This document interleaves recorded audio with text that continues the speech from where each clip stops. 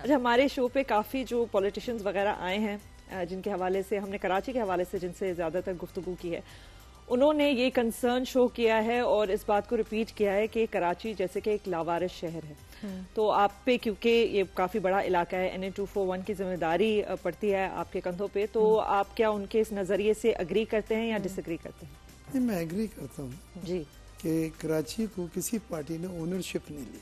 जी ये वो शहर है गनी परवर के हाथ फैला के पूरे पाकिस्तान से लोगों को वेलकम करता है। फिर वो लोग यहाँ आके सेटल हो जाते हैं, शादियाँ हो जाती हैं, कराचियाइज बन जाते हैं, आबादी में इजाफा हो जाता है। लेकिन उन लोगों के रहने और उनके बसने के बाद जो आबादी बढ़ती है इन इलाकों की, उसमें पानी की तलब बढ़ती है, बिजली की तलब बढ़ती है, सीवरेज की, वो कोई चीज़ फिर नहीं की गई और वो जमा होते होते होते आज हम उस स्टेज पे हैं कि चौक हो चुके हैं। जी हम पानी के लिए टैंकर है, जेब में हाथ डालना वो भी इतना महंगा, बिजली के लिए जनरेटर है, सोलर सिस्टम पे चले गए। अभी सोलर सिस्टम जो नेट मीटरिंग का था, जो आप लोगों ने घरों पे लगाया था, वो 27 रुपए में के इलेक्ट्रिक खरीदता है आपसे। आप जब अगर के इलेक्ट्रिक को बेचें तो 27 में देता है। तो उससे ये फ़ायदा होता था कि बिल जो आता था उसमें बहुत बड़ी रकम आप सोलर सिस्टम से बेची हुई होती थी, तो थोड़ा सा बिल दे के महीने का आपका पूरा हो जाता था। अब उस सोलर जो नेट मीटरिंग सिस्टम ख़त्म कर रहे हैं और कीमत भी 27 रुपये से 10 रुपये पे दे रहे हैं, यानी आपकी जो बिजली पैदा होगी वो 10 रुपये में खरीदी जाएगी। तो मैंने इस बात पर बहुत बड़ा इशू बनाया हुआ। मैंने कहा मैंने नहीं होने देना।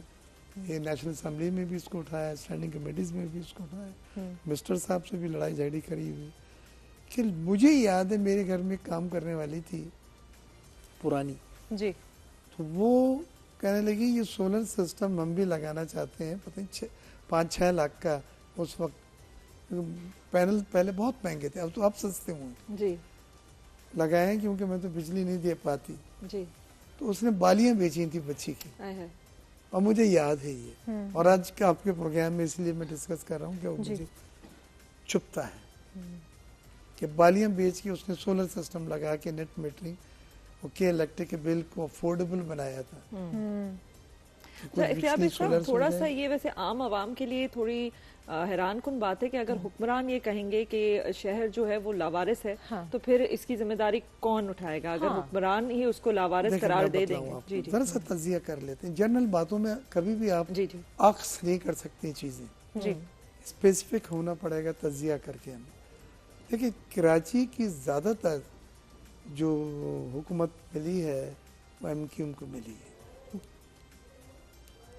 उर्दू स्पीकिंग महाजिर लोग थे, लोगों ने उनको कराची के नाते से वोट दिया, पावर में आए, वजारतें भी मिली, बहुत सारी हुकूमत में उन्होंने कोलिशन बनाई, बहुत सारी कोलिशन गवर्नमेंट। जी जी सही है ना? जी जी बिल्कुल। तो जिम्मेदारी तो फिर हो जाती है कि आप जो पार्टनर हैं उनसे कह के काम करवाएं। आप कहें कि जी ये लोग हमें मारेंगे, दोबारा वोट लेने हम जाएंगे, तो बेशक आप पूरी हुकूमत चला रहे हैं। अगर वफाक में वो कोलिशन है तो आप उनसे कहें हमारी वजह से आप वफाक में आए, सूबे में तो हमारे लिए कुछ करें। लेकिन ऐसा कुछ नहीं किया गया, बल्कि कराची में एक मुनज़्ज़म तरीके से दहशतगर्दी और एक आवाज़ एक सीटी पे बंद। मेरे टेक्सटाइल मिल है, मुझे याद है वो नीचे कोई सीटी मारता था और लाइट बंद हो जाती थी, मशीनें मेरी धड़ धड़ धड़ धड़ धड़ धड़ रुक जाती थी और मेरा जनरल मैनेजर भागता हुआ आता था, सांस फूलता हुआ, कहते हैं जी स्ट्राइक कॉल कर ली है, मशीनें बंद हो गई। ये जमाना था, सही ना? वो पूरा के पूरा जो फैब्रिक हमारा अंदर होता था, टेक्सटाइल से हमारा ताल्लुक था, तो वो खराब हो जाता, डेनिम का हमारा। तो कहने का मकसद ये था कि अकाउंटेबिलिटी किसी को भी जमात को नहीं की। फिर एक वक्त वो आया है कि कराची वालों ने हिम्मत करी और उन्होंने उस पार्टी को वोट नहीं दिया, MQM को, PTI को दिया।